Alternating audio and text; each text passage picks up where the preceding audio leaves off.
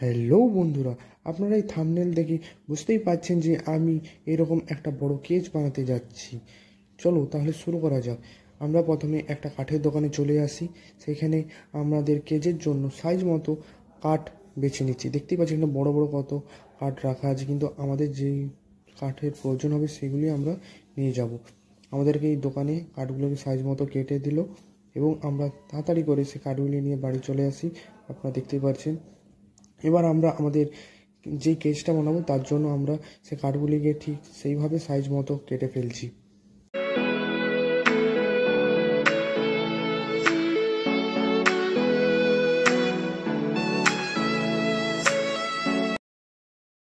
অবশেষে আমাদের কেজটির স্ট্রাকচার তৈরি হয়ে গেছে, আপনারা দেখতে পাচ্ছেন।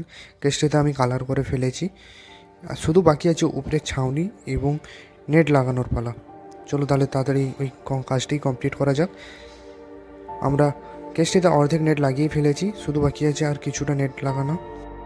ফাইনালি আমাদের কেজটি পুরো কমপ্লিট হয়ে গেছে, আপনারা দেখতেই পাচ্ছেন ফুল কালার এবং নেটের সাথে।